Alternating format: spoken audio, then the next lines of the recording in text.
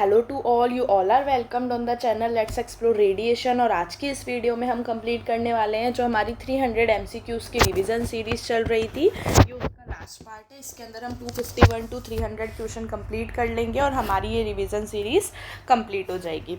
ठीक है, क्लास शुरू करने से पहले मैं आप सबको एस्पायरेंट्स के बैच से इंट्रोड्यूस करवा देती हूँ। जो भी ऐसे स्टूडेंट हैं जो प्रिपेयर कर रहे हैं रेडियोग्राफर के कंपटीशन एग्ज़ाम के लिए, चाहे वो हो स्टेट लेवल का या फिर सेंट्रल लेवल का, वो एस्पायरेंट्स का बैच बाय कर सकते हैं, जो कि बहुत ही बजट फ्रेंडली और बेनिफिशियल रहेगा आप लोगों के लिए। ये ओनली 399 में आपको ये पूरा कंटेंट अवेलेबल करवा रहा है। इसके अलावा इसकी जो वैलिडिटी है वो है 1 ईयर। और अगर आप 399 की प्राइस पे भी प्रोमो कोड लगाते हैं रेडिएशन, तो आपको इस प्राइस पे भी 10% ऑफ मिलेगा। ठीक है, तो जल्दी से नीचे डिस्क्रिप्शन पे लिंक दी हुई है, लिंक पे जाइए, लिंक को क्लिक करिए, ऐप को डाउनलोड करिए और कोर्स को एक्सप्लोर कर लीजिए। ठीक है, फर्स्ट 7 डेज़ के लिए जो कोर्स है वो बिल्कुल फ्री टू एक्सप्लोर है। फर्स्ट 7 डेज़ आप कोर्स को फ्री में एक्सप्लोर करिए। उसके बाद अगर आपको अच्छा लगता है तो आप बिल्कुल बाय कर सकते हैं, जिस पे भी प्रोमो कोड लगाना ना भूलें 10% ऑफ पाने के लिए। ठीक है, तो स्टार्ट करते हैं हम हमारी क्लास को from question number 1 of this class and 251 of this series.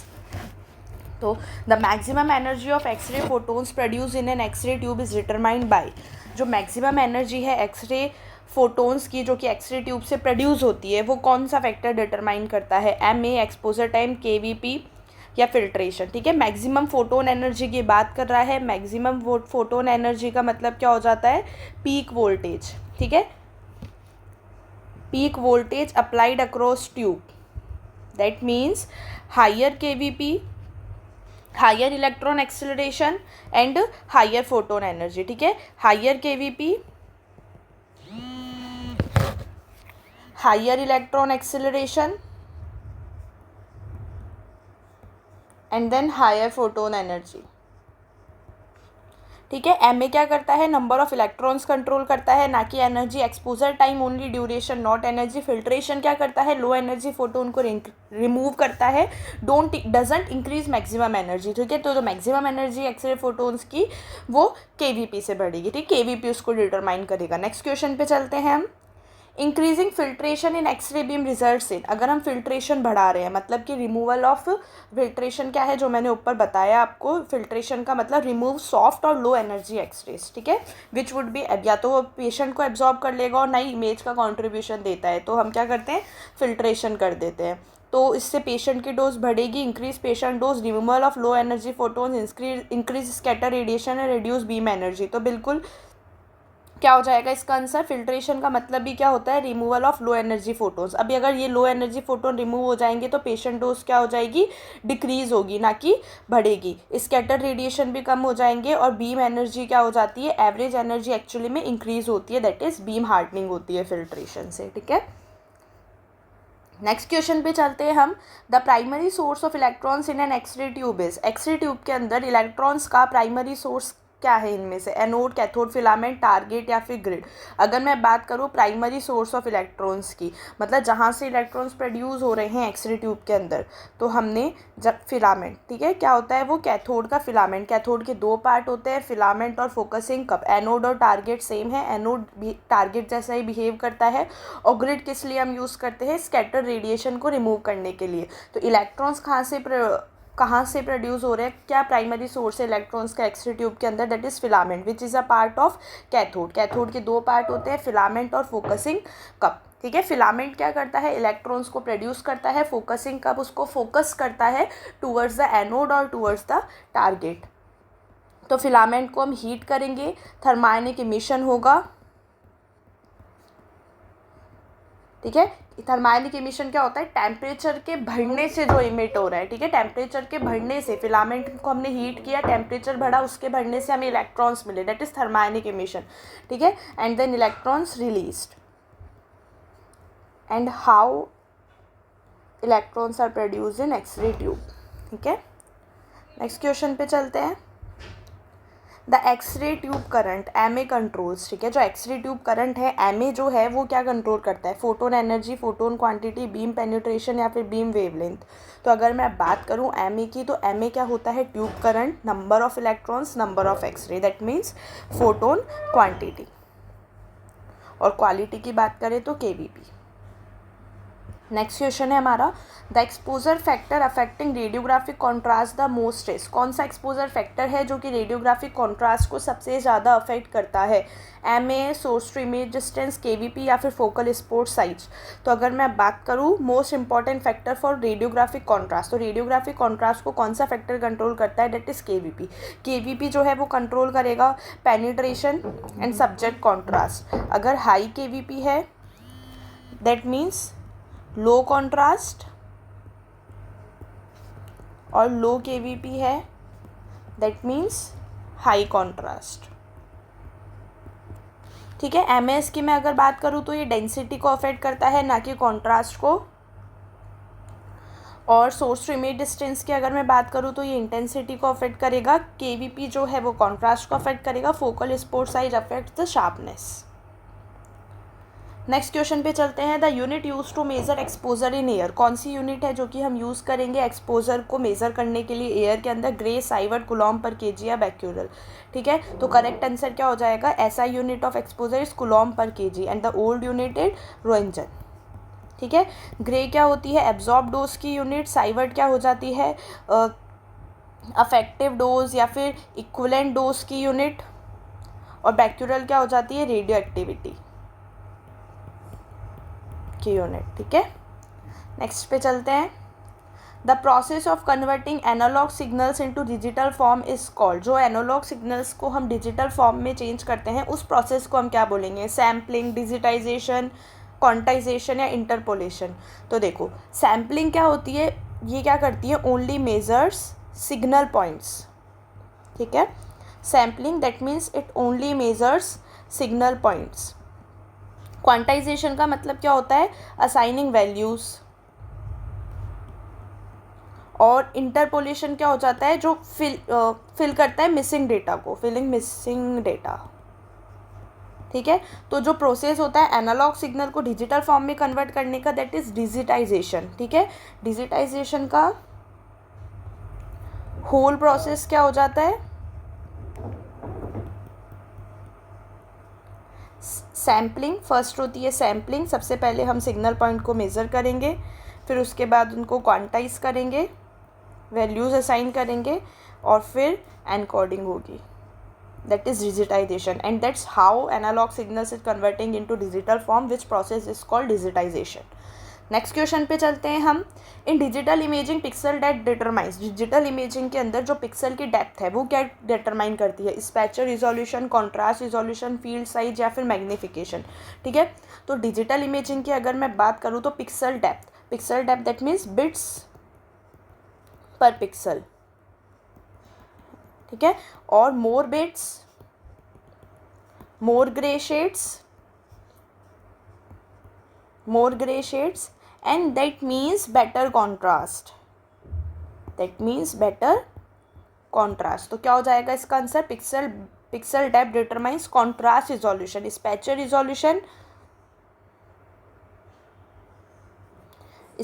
Resolution, pixel size, field size that is field of view, magnification, geometry, ठीक है। तो पिक्सल डेप्थ क्या डिटरमाइन करेगा, कॉन्ट्रास्ट रिजोल्यूशन, ठीक है। पिक्सल की size spatial resolution, field of view field size, और जो ज्योमेट्री होगा वो magnification.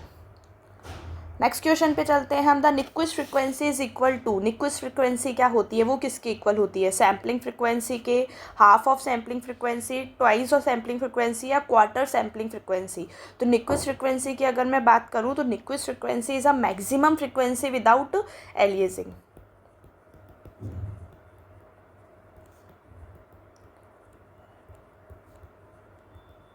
without aliasing, it is a half of sampling frequency, that is option number B. Next question पे चलते हैं हम, the main advantage of digital radiography over film is, digital radiography का main advantage क्या है, higher cost, wider dynamic range, lower resolution, increase artifact. तो बाकी सब तो वैसे भी इसके डिसएडवांटेज ही हो गए भाई, हायर कॉस्ट है, रिजोल्यूशन कम है, आर्टिफैक्ट बढ़ रहे हैं, तो इट्स अ ये किसी भी चीज़ का है कॉन्स है ना कि प्रोस। तो हमें क्या बताना है, एडवांटेज। तो क्या हो जाएगा इसका answer, wider dynamic range. Digital system जो है वो कैप्चर करता है wide exposure range and less repeat imaging. ठीक है, नेक्स्ट क्वेश्चन पे चलते हैं हम। इन city imaging voxel size determine. City imaging के अंदर जो वॉक्सल की साइज है वो क्या डिटरमाइन करती है। तो सिटी इमेज की अगर मैं बात करूँ, पहले ऑप्शन देख लेते हैं, spatial resolution, contrast resolution, image brightness या फिर रेडिएशन डोज। तो अगर मैं बात करूँ वॉक्सल की साइज की सिटी के अंदर, voxel size that is volume pixel, it is a 3D unit of CT image.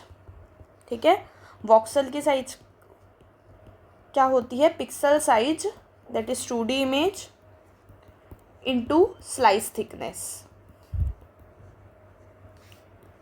जितना ज़्यादा स्मॉलर वॉक्सल है दैट मीन्स उतनी ज़्यादा हमें फाइनर डिटेल मिलेगी। Finer detail that means better spatial resolution.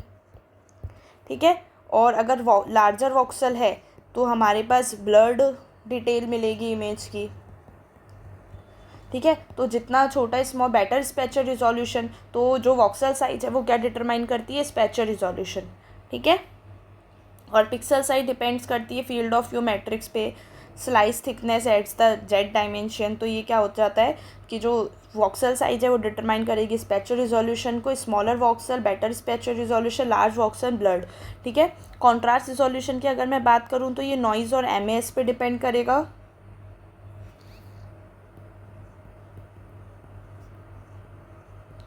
Image brightness की अगर मैं बात करूँ तो it controls by window level.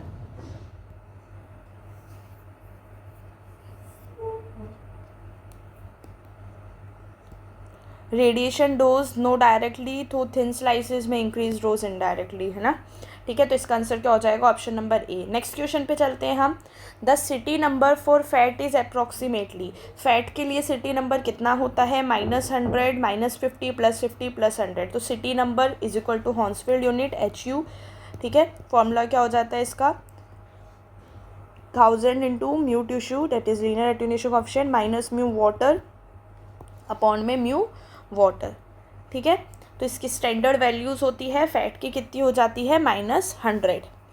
ठीक है, वाटर की 0, एयर का -1000, बोन्स की +1000। नेक्स्ट पे चलते हैं हम। The city number for dense bones is approximately, sorry.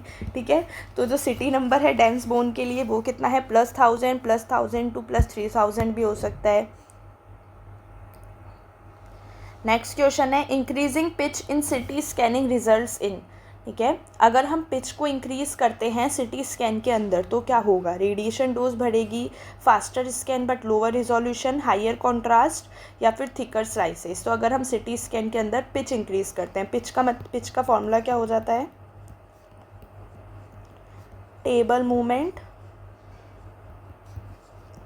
Upon में बीम विड्थ। ठीक है, टेबल मूवमेंट पर रोटेशन, स्लाइस थिकनेस करते हैं, 1 मिनट, टेबल मूवमेंट पर रोटेशन अपॉन में स्लाइस थिकनेस। ठीक है, तो अगर हायर पिच है तो टेबल मूवमेंट उतना जल्दी होगा, दैट मीन्स फास्टर स्कैन होगा।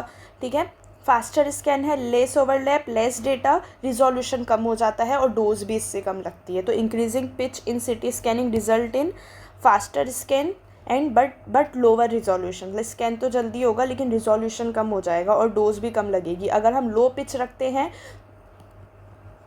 पिच लो रखते हैं तो डिटेलिंग तो बेटर आएगी बट डोज भी हायर लगेगी। ठीक है, नेक्स्ट क्वेश्चन पे चलते हैं। The most common CT artifact cause by patient movement is.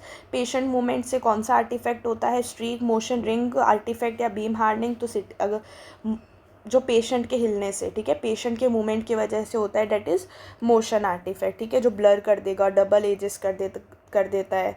ठीक है, कॉमन होता है जैसे कि जो ब्रीथिंग में, एब्डोमन में, इसीलिए तो हम गेटिंग टेक्निक लाए हैं। पेशेंट मूवमेंट या तो पेशेंट हिल रहा है या फिर कभी क्या होता है अंदर से जो ब्रीथिंग वगैरह की वजह से होगा, वो सांस ले रहा है पेशेंट और जो इंटरनल मूवमेंट है उसकी वजह से, वो भी किस में आ जाते हैं, मोशन आर्टिफैक्ट में। स्ट्रिक आर्टिफैक्ट हो जाते हैं मेटल और बीम हार्डनिंग वाले। रिंग आर्टिफैक्ट डिटेक्टर एरर की वजह से आते हैं, और बीम हार्डनिंग तो पॉलीक्रोमेटिक बीम इश्यूज़ के कारण। नेक्स्ट क्वेश्चन पे चलते हैं। The MRI parameter that control slice thicknesses. MRI का वो पैरामीटर जो कि स्लाइस की थिकनेस को कंट्रोल करता है।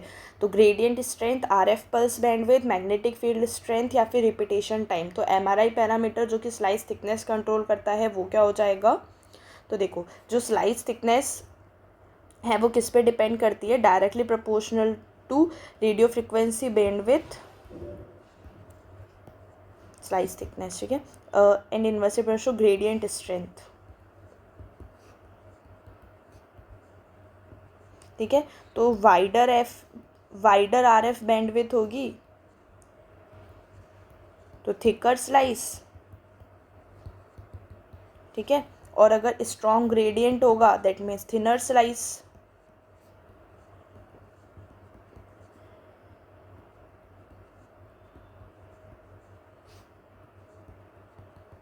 ठीक है, अब ऑप्शन देखो, पहला है gradient strength, RF pulse band, magnetic field. तो ये देखो, दोनों आरएफ पल्स बैंडविड्थ और ग्रेडियंट स्ट्रेंथ दोनों अफेक्ट कर रहे हैं, लेकिन जो ग्रेडियंट स्ट्रेंथ है अफेक्ट कर रहा है थिकनेस को, बट इन्वर्स रिलेशन है इसका। क्या है, दोनों आ गए ऑप्शन में, लेकिन ग्रेडियंट स्ट्रेंथ का क्या है, इन्वर्स रिलेशन है, नॉट मीन डायरेक्ट। तो आंसर अलॉन इन एमसीक्यू कंटेक्स्ट के अंदर हम आंसर क्या मानेंगे, आरएफ पल्स बैंडविड्थ, ठीक है, क्योंकि ये डायरेक्टली स्लाइस थिकनेस को कंट्रोल कर रहा है, तो हम इसको प्रेफर करेंगे, that is option number B, RF pulse. अगर वाइडर आरएफ बैंडविड्थ है दैट मीन्स थिकर स्लाइस। और मैग्नेटिक फील्ड स्ट्रेंथ तो signal to noise ratio affect करता है, सिग्नल टू नॉइज रेशियो को अफेक्ट करता है। टीआर कॉन्ट्रास्ट अफेक्ट करता है एमआरआई के अंदर, रिपीटेशन टाइम। नेक्स्ट पे चलते हैं। In MRI fat appears bright in. MRI के अंदर फैट हमें ब्राइट दिखाई देगा T1 वेटेड इमेजेस में, T2 में प्रोटोन डेंसिटी या फिर ग्रेडियंट इको। तो T1 वेटेड इमेजेस के अंदर हमें फैट ब्राइट और फ्लूइड डार्क दिखाई देता है, ठीक है, और T2 के अंदर अपोजिट हो जाता है, फ्लूइड ब्राइट और फैट डार्क या फिर इंटरमीडिएट भी बोल सकते हैं हम, ठीक है। प्रोटोन डेंसिटी हाइड्रोजन की डेंसिटी पे डिपेंड करता है। नेक्स्ट क्वेश्चन पे चलते हैं। फ्लूइड अपीयर्स ब्राइट ऑन, तो फ्लूइड हमें ब्राइट दिखाई देता है T2 वेटेड इमेजेस के अंदर, फ्लूइड वाटर। नेक्स्ट है, the MRI artifact cause by difference in magnetic susceptibility is. वो एमआरआई आर्टिफैक्ट जो कि मैग्नेटिक ससेप्टिबिलिटी के डिफरेंस के कारण होता है। तो chemical shift, susceptibility artifact, motion artifact या फिर रैप अराउंड आर्टिफैक्ट। तो वो आर्टिफैक्ट जो कि डिफरेंस इन मैग्नेटिक ससेप्टिबिलिटी की वजह से हो रहा है, जो कि किसकी वजह से होता है, metal implants, air tissue interfaces, वो कौन सा हो जाता है, ससेप्टिबिलिटी आर्टिफैक्ट। सिग्नल लॉस हो जाएगा, डिस्टॉर्शन हो जाएंगे। केमिकल शिफ्ट तो होता है फैट वाटर मिस रजिस्ट्रेशन के कारण। मोशन आर्टिफैक्ट पेशेंट मूवमेंट के कारण। Wrap around that is aliasing artifact. Next question पे चलते हैं। The wrap around artifact in MRI occurs due to. जो रैप अराउंड आर्टिफैक्ट है जिसको हम एलियासिंग आर्टिफैक्ट भी बोलते हैं, वो किस कारण हो रहा है, मेटल ऑब्जेक्ट्स के कारण, small field of view, patient motion या फिर आरएफ नॉइज। तो बिल्कुल स्मॉल फील्ड ऑफ व्यू, जब when body part lies outside field of view, जब बॉडी पार्ट है वो फील्ड ऑफ व्यू के बाहर निकल रहा है, जब फील्ड ऑफ व्यू छोटा है तो signal wraps to opposite side and it is called wrap around artifact और एलियासिंग आर्टिफैक्ट। तो क्या हो जाएगा इसका आंसर, ऑप्शन नंबर बी, जो कि स्मॉल फील्ड ऑफ व्यू की वजह से हो रहा है। नेक्स्ट है, in ultrasound attenuation of sound in tissue is mainly due to. Ultrasound के अंदर जो एटेन्यूएशन हो रहा है साउंड का टिश्यू में, वो किस वजह से होता है मेनली, रिफ्लेक्शन, एब्जॉर्प्शन, रिफ्रैक्शन या फिर डिफ्रैक्शन। तो देखो, अल्ट्रासाउंड एटेन्यूएशन ऑफ साउंड, तो एटेन्यूएशन ऑफ साउंड जो हो रहा है वो हो रहा है इन टिश्यूज़ के अंदर मेनली ड्यू टू एब्जॉर्प्शन, ठीक है। देखो कॉजेस क्या क्या हो जाते हैं इसके, एब्जॉर्प्शन हो गया, रिफ्लेक्शन हो जाएगा और स्कैटरिंग हो जाएगा, ठीक है। तो जो एब्जॉर्प्शन है वो मोस्ट इम्पॉर्टेंट है, ठीक है। Absorption convert sound to heat, higher frequency more absorption and less penetration.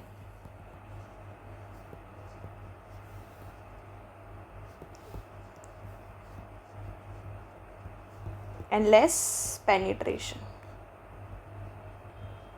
ठीक है। नेक्स्ट है, the ultrasound transducer works on the principle of. तो अल्ट्रासाउंड का ट्रांसड्यूसर है वो किस प्रिंसिपल पे वर्क कर रहा है, Doppler, piezoelectric, electromagnetic induction या फिर रेजोनेंस, ठीक है। तो जो अल्ट्रासाउंड का ट्रांसड्यूसर है works on the principle of piezoelectric effect. Crystal converts electrical to mechanical sound waves and mechanical to electrical echo detection के लिए. ठीक है.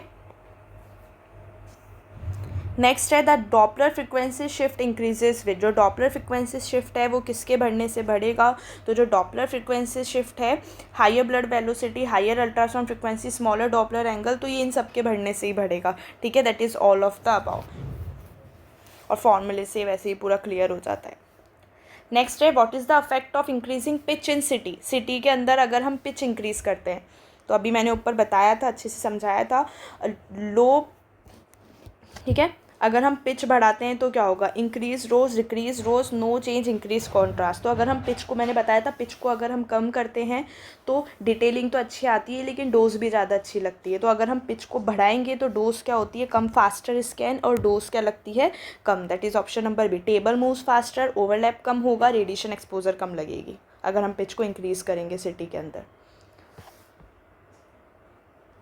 नेक्स्ट है which is not a stochastic affect. इनमें से कौन सा स्टोकास्टिक अफेक्ट नहीं है? Cancer, genetic mutation, skin erythema या फिर ल्यूकेमिया. तो स्टोकास्टिक अफेक्ट वो होते हैं जिनका नो थ्रेशोल्ड, ठीक है, no threshold, probability increases with dose,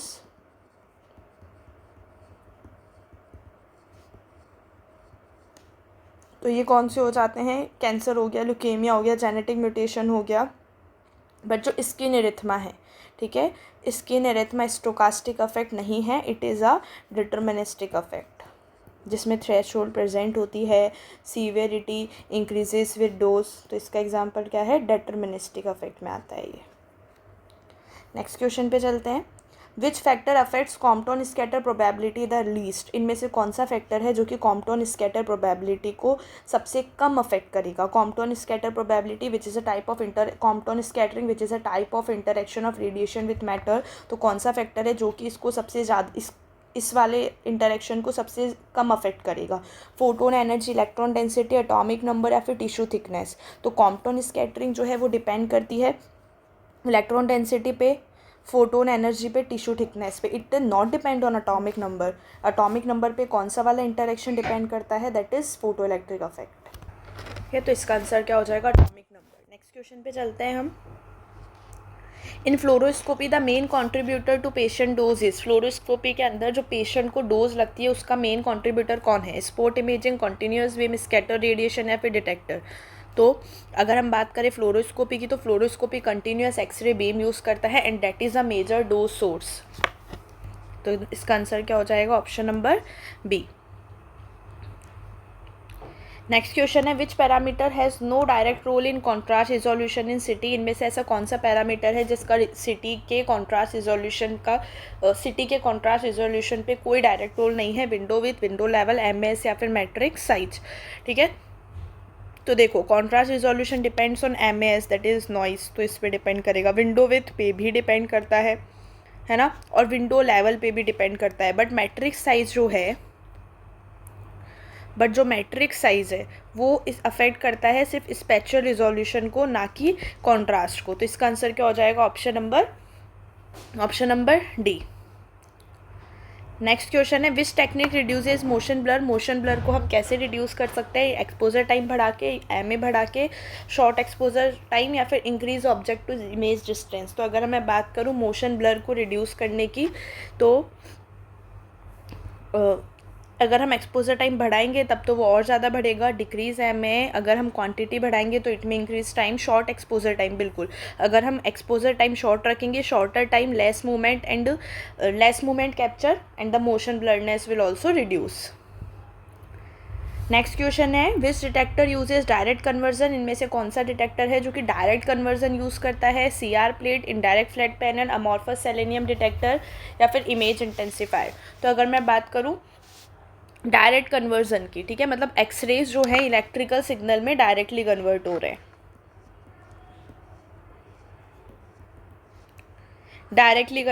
हैं, तो इट इज़ तो it uses amorphous selenium detector, ठीक है। कौन सा डिटेक्टर? अमॉर्फस सेलेनियम जो डिटेक्टर है वो डायरेक्ट कन्वर्जन करता है, ठीक है। सीआर प्लेट के अंदर हम पीएसपी फोटो स्ट्रीमेबल फॉस्फर यूज़ करते हैं। Indirect flat panel uses scintillator detector, ठीक है।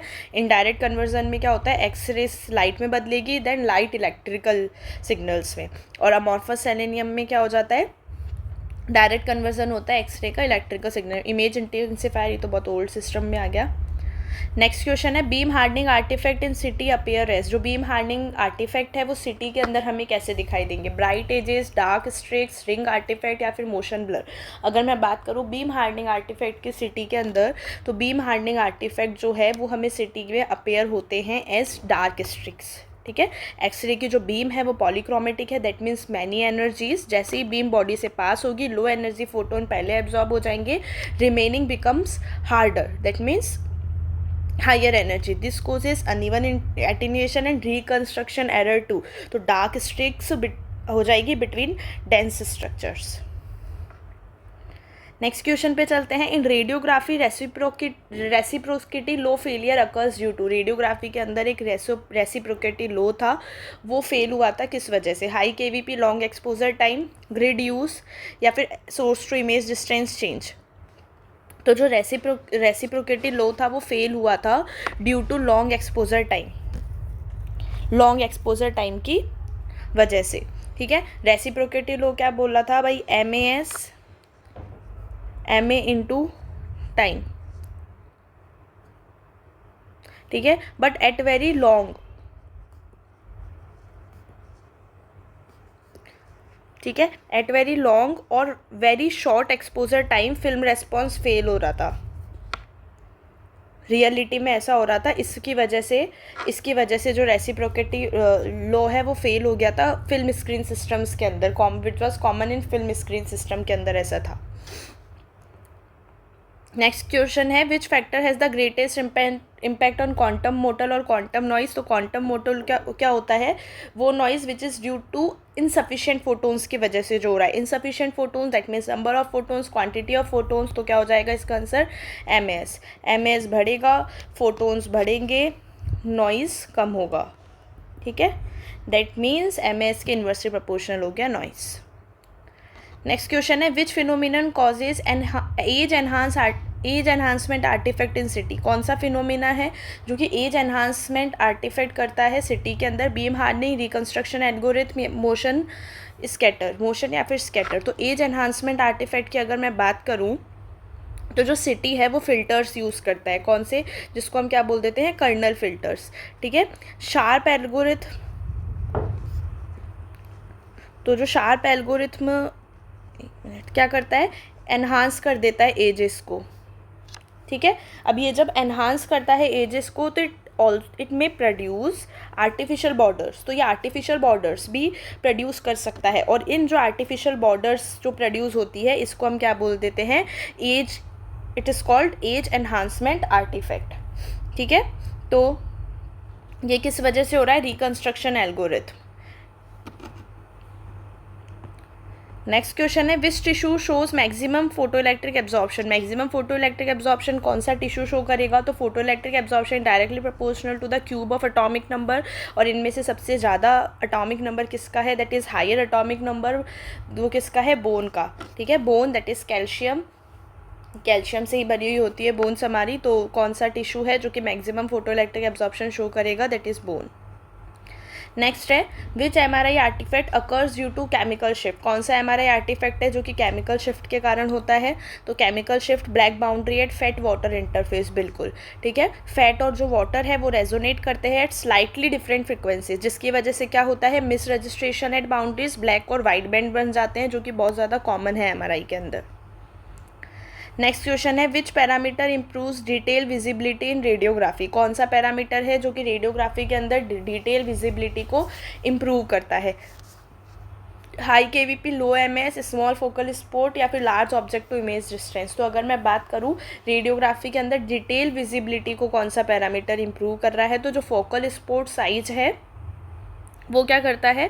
शार्पनेस डिटरमाइन करता है। स्मॉल फोकल स्पोर्ट है, that means less geometric blur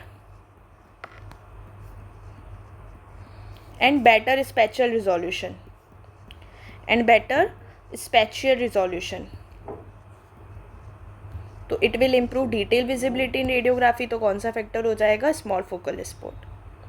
next question है which condition leads to maximum scatter production. इनमें से कौन सी कंडीशन है जिसके अंदर स्कैटर प्रोडक्शन बहुत ज़्यादा होगा? Low kVp small field, high kVp large field, low kVp large field, high kVp small field. तो अगर मैं बात करूँ मैक्सिमम स्कैटर प्रोडक्शन की, तो देखो स्कैटर जो है वो इंक्रीज होता है with high kVp, large field size and also thicker body part. तो वर्स्ट केस क्या हो जाएगा इसमें? Option number B. नेक्स्ट है which factor primarily affect detector lag in DR system. कौन सा फैक्टर है जो कि अफेक्ट करता है जो डिटेक्टर लैग होता है डीआर सिस्टम के अंदर उसको? Exposure time, detector material, KVP, grid ratio. तो देखो सबसे पहले डिटेक्टर लैग क्या होता है? जो रेजिडुअल सिग्नल्स बच जाते हैं फ्रॉम प्रीवियस एक्सपोजर, ठीक है, residual signal from previous exposure, ये डिपेंड करता है मटेरियल की प्रॉपर्टी पे, ठीक है। तो क्या हो जाएगा इसका answer? Option number B, detector material, ठीक है। ये डिपेंड करेगा कि जो कौन सा डिटेक्टर लैग जो है डीआर सिस्टम के अंदर वो डिपेंड करता है कि डिटेक्टर का मटेरियल क्या है, अमॉर्फस सिलिकॉन है, अमॉर्फस सेलेनियम है, इन सब पे डिपेंड करता है, उस पर डिपेंड करेगा डिटेक्टर लैग।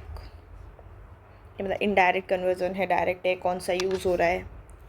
नेक्स्ट है which MRI parameter controls image contrast primarily. कौन सा एमआरआई पैरामीटर है जो कि इमेज की कॉन्ट्रास्ट को कंट्रोल करता है? Matrix size, repetition time, echo time, slice thickness, field of view. तो जो एमआरआई का कॉन्ट्रास्ट है वो डिपेंड करता है repetition time and echo time पे। T1 के अंदर क्या हो जाता है? Short TR plus short echo time, और T2 के अंदर क्या हो जाता है? लॉन्ग हो जाते हैं दोनों। मैट्रिक साइज स्पेशल रिजोल्यूशन करता है, slice thickness, signal to noise ratio, field of view, pixel size. तो इमेज कॉन्ट्रास्ट को कौन कंट्रोल करता है एमआरआई के अंदर? Repetition time and echo time.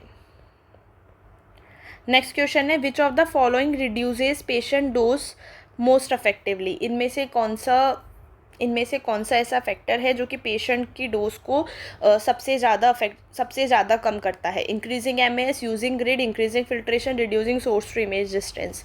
तो देखो अगर हम एमए बढ़ाएंगे, एमए बढ़ा रहे हैं मतलब क्वांटिटी बढ़ा रहे हैं एक्सरेज की, इसका मतलब पेशेंट की डोज भी हम बढ़ा रहे हैं, तो ये तो नहीं होगा। यूजिंग ग्रिड क्या करता है? स्कैटर रेडिएशन रिमूव करता है बट पेशेंट की डोज को बढ़ाता है।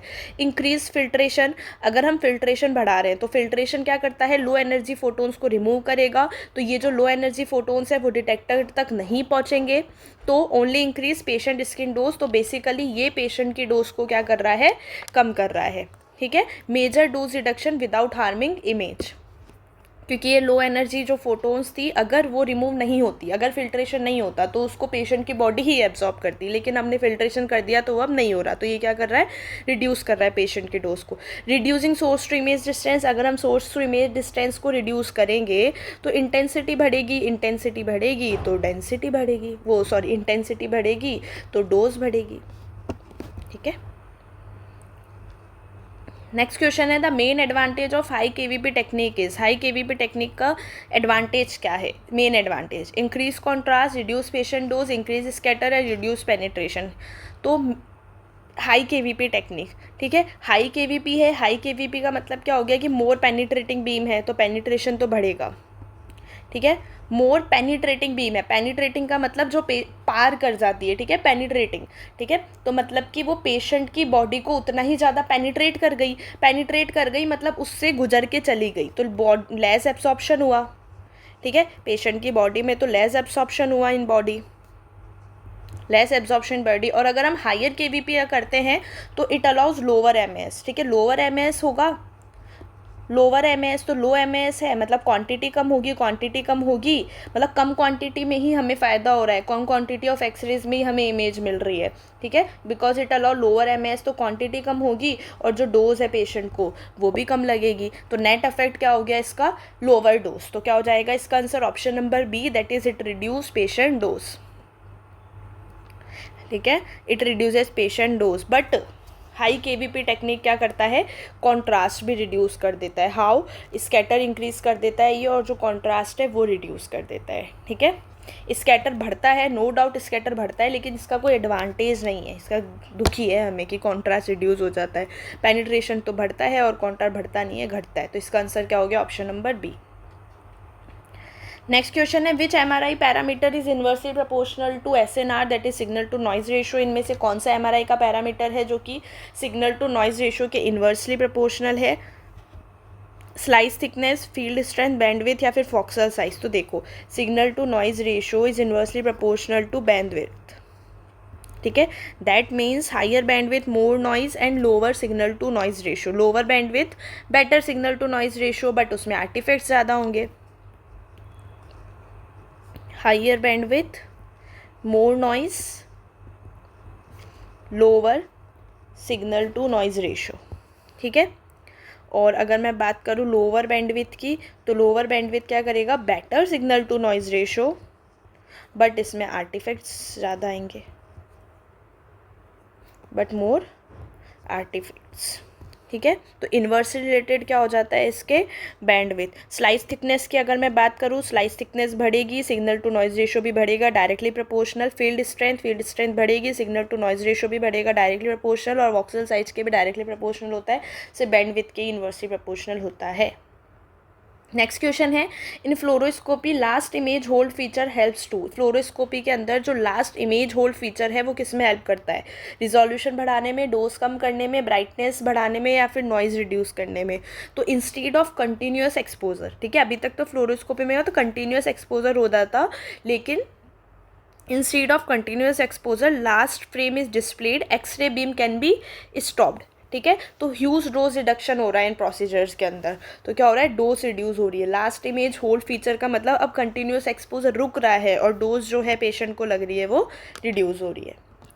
Next step, which interaction is responsible for image contrast in X-ray imaging. X-ray imaging के अंदर कौन सा इंटरेक्शन है जो कि रेस्पॉन्सिबल होता है इमेज के कॉन्ट्रास्ट के लिए? Compton, photo electric, pair production है, कोहेरेंट। तो ठीक है, कॉन्ट्रास्ट क्या हो जाता है? डिफरेंस इन एटेन्यूएशन, ठीक है।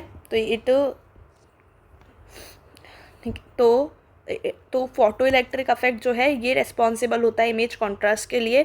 It is highly dependent on atomic number. तो ये क्लियर कॉन्ट्रास्ट डिफरेंस प्रोड्यूस करता है। कॉम्पटन तो क्या करता है? स्कैटरिंग करता है, तो कॉन्ट्रास्ट को रिड्यूस करता है। पेयर प्रोडक्शन का डायग्नोस्टिक रेंज में एक्सरे इमेजिंग में कोई काम ही नहीं है। कोहेरेंट स्कैटरिंग का तो मिनिमल और नेग्लिजिबल रोल होता है। नेक्स्ट क्वेश्चन पे चलते हैं। In x-ray tube space charge effect is dominant at. तो एक्सरे ट्यूब के अंदर जो स्पेस चार्ज इफेक्ट है वो डोमिनेट कब होगा?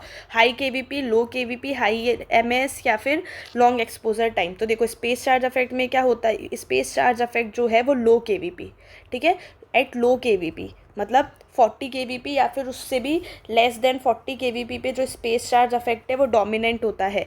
क्या होता है भाई? वीक इलेक्ट्रिक फील्ड हुआ, इलेक्ट्रॉन क्लाउड बन जाता है, ठीक है, इलेक्ट्रॉन क्लाउड बन जाता है, फॉर्म्स नियर द कैथोड। मतलब कि उसके पास केवीपी है ही नहीं, उसके पास पेनिट्रेटिंग पावर है ही नहीं कि वो टारगेट तक पहुंच पाए। उसके पास इतनी कम केवीपी है कि उसने जहाँ से वो निकली, कैथोड से जहाँ से वो निकली, भाई उसने इकट्ठे होके इलेक्ट्रॉन्स का क्लाउड बना लिया। तो इसे ही हम क्या बोलते हैं? Space charge effect. क्या करता है ये? It limits electron flow, electron के फ्लो को लिमिट कर देता है। मतलब जो इलेक्ट्रॉन फ्लो हो रहे हैं फ्रॉम कैथोड टूवर्ड्स एनोड वो नहीं हो पा रहे हैं, वो लिमिट हो रहा है। Limits electron flow, it is called space charge effect. तो it is dominate at low kVp. Next question है in MRI STIR sequence is specifically use for STIR sequence that is short tau inversion recovery. वो किस लिए use होता है? Fluid suppression, fat suppression, bone imaging या फिर air visualisation. तो MRI के अंदर अगर मैं बात करूँ स्टिच सीक्वेंस की, तो it is specifically use for nulling the fat signal, that means fat suppression, ठीक है। एंड हाईलाइट कर देता है ये किसको? एडेमा, इन्फ्लामेशन को, फैट को सप्रेस करके। बहुत ज़्यादा यूज़फुल होता है ये ट्रोमा और ट्यूमर्स के केस में।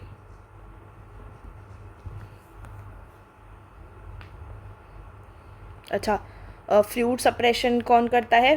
Flare, fluid attenuated inversion recovery sequence. Bone imaging MRI ideal ही नहीं है।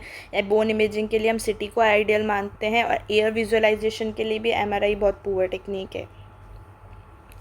नेक्स्ट क्वेश्चन है in CT noise is inversely proportional to, CT के अंदर जो नॉइज़ है वो किसके इन्वर्सली प्रोपोर्शनल होगा, तो noise is inversely proportional to, ये सुना होगा, रूट MAS, मतलब मोर MAS ज़्यादा है, फोटोन्स मोर फोटोन्स और लेस नॉइस। ठीक है, तो क्या हो जाएगा इसका answer, option number A. Next question पे चलते हैं, which artefact in CT appear as circular rings, इनमें से कौन सा आर्टिफैक्ट है सिटी के अंदर जो as a circular rings appear होता है, दैट इज़ रिंग आर्टिफैक्ट, नाम से ही पता पड़ रहा है। ये होता किस वजह से है, due to miscalibration of detector, जो कैसे अपेयर होता है as a concentric rings in images. ठीक है, हमें कॉन्सेंट्रिक रिंग्स दिखाई देती है इमेज के अंदर due to miscalibration of detector, तो इसका आंसर क्या हो जाएगा, option number C. Next question पे चलते हैं, in MRI increasing field of view will, अगर MRI के अंदर हम फील्ड ऑफ व्यू को इंक्रीज़ करते हैं तो उससे रिजोल्यूशन बढ़ेगा, पिक्सल साइज डिक्रीज़ होगा, पिक्सल साइज इंक्रीज़ होगा, या फिर नॉइज़ बढ़ेगा।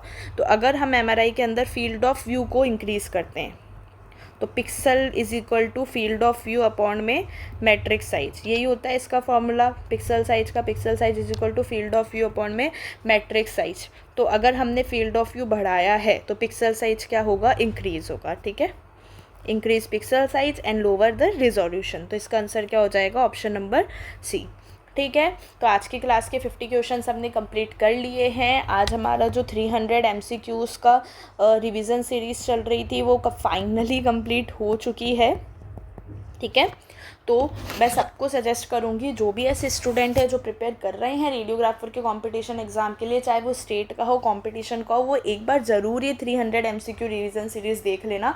प्रीवियस क्लासेस के कुछ उसमें 10 एनाफिजियो के भी क्वेश्चन हमने लिए हैं, मतलब प्रॉपर ये जो 300 MCQs है आई ट्राइड कि ये अच्छे से अच्छे हों और आपके पूरे सिलेबस को कवर कर पाए। इसके अलावा फिर भी अगर कोई ऐसा टॉपिक आपको लग रहा है कि नहीं ये टॉपिक कम कवर हुआ है इसमें, या फिर इस टॉपिक पे हमें और MCQs चाहिए, तो please let me know in the comment section. और इस वीडियो में अगर कोई भी क्वेश्चन ऐसा है जिसको मैं अच्छे से एक्सप्लेन नहीं कर पाई हूँ, या फिर उसको आपको और समझना है, या फिर कोई ऑप्शन समझ में नहीं आया है, मेरी लैंग्वेज से इंटरेक्ट नहीं हो पाए हो, तो please let me know in the comment section. Okay, thank you so much, thanks for watching. और एस्पायरेंट से जुड़ना ना भूलें, ऐप की लिंक आपको नीचे डिस्क्रिप्शन में मिल जाएगी। Okay, thanks for watching.